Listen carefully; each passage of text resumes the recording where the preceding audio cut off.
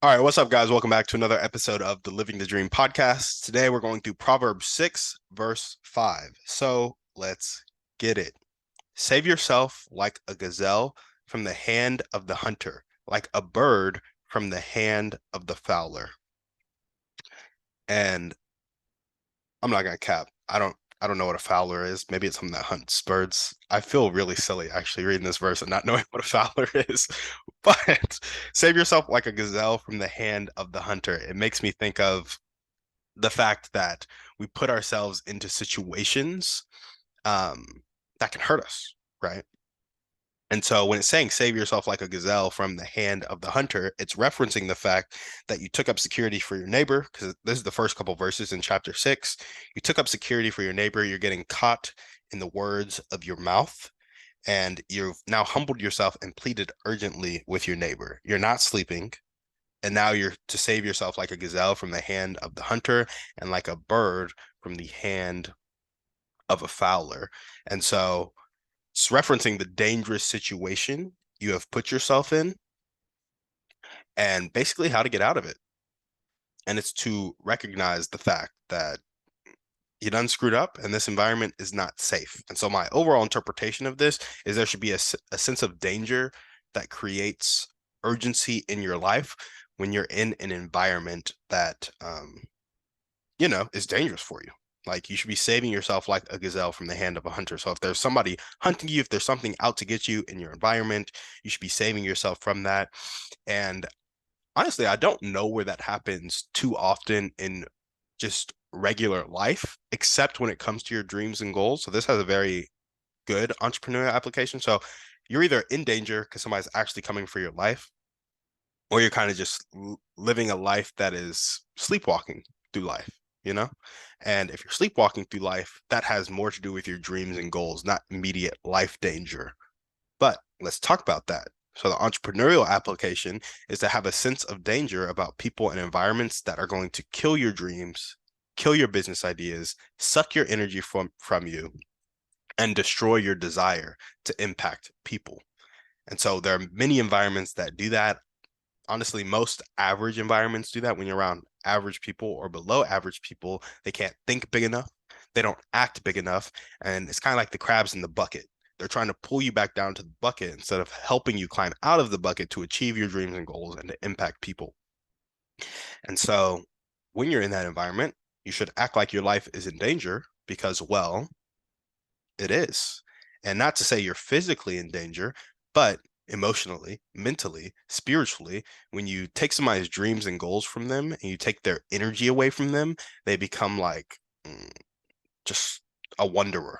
They're a slave, they're impressionable, they're you influence them, they kind of flow with the wind, if you will, because they have no idea what they're doing in life. And somebody's going to tell them what to do, and then they're going to do it, right? Because that person's going to have more certainty than they do about their life, which is crazy to think about the danger you're in because most people are really selfish and they only think about themselves. So if you're going to do what other people want you to do, those people aren't thinking about you. They're thinking about themselves, unless you found a boss person, like literally Jesus Christ walking the earth, you found a selfish person. So if it's not Jesus Christ, they have some selfishness in them, which means if they're the only one telling you what to do and you're not critically thinking about your life, then what you're doing is mostly benefiting them. And it may benefit you a little bit on the way, but not maximizing the benefit to you because they are maximizing the benefit to themselves. And that's just how people work. So when you're in this type of environment, when you're in this type of state, you need to save yourself like a gazelle from the hand of the hunter, like a bird from the hand of the fowler. I'm just guessing that a fowler is something that hunts birds. I tried to look it up during this podcast, couldn't do it. I'll put it in the show notes. It does feel silly. But where has this shown up in my life? I would say just getting nauseous when I am feeling like I'm getting stuck. So whenever it hits me that I feel like I'm getting stuck in a situation that I really don't like, I like literally get nauseous. And that creates that sense of urgency for me because my body telling me, nah, this ain't it. This ain't it. Get away as soon as possible. It reminds me of when I was stuck in football or when I was like stuck in college and just I put myself in situations and environments where I wasn't willing to get out of it because of my fear disguised as my value system, right? My fear disguised as my value system. And it was holding me back as well because I was holding me back. And so nauseous when I feel myself getting stuck in situations. And then I made a commitment to myself to not do something I didn't want to do that I don't have to do. And for that reason, when I'm in this type of environment where I feel like a gazelle and I'm being hunted, or my dreams feel like a gazelle and they're being hunted by the environment, by the people, I either get nauseous, either make sure those people can't affect me, or I leave. Like, I'm not about to sacrifice my dreams and goals and energy and business ideas and my desire to impact people for average. Because that's what it is most of the time. People trying to pull you back down to average or below average because they're insecure themselves. Because we're all walking around with some insecurities, right? And so that's where it has shown up in my life. Where do I want it to show up in my life? I want the sense of danger changing to urgency and confidence in business dealings and bold strokes. So there's still some places where I am insecure and that sense of danger isn't enough to push me to action. Like, I don't know if I can run from the hand of that hunter. And so I just stay there and maybe try to play dead so he doesn't shoot me, right? But instead, I want this sense of danger and I want to change it to confidence and urgency in bigger things. Like I do it with the smaller things, the smaller environments, but then getting into the bigger environments, doing the bigger things. Seems like there's some next level hunters up there. And I don't know. It's